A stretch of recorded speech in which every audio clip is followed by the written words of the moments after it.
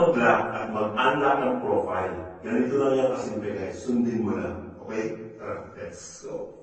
Ang profile, click nyo lang yung 3 dots, and then click lock profile. Tandaan po guys na once na ilang ang Facebook profile nyo, ay naka-private na mga photos and posts nyo. At ito ang mga benepisyo ng pag-lock ng profile.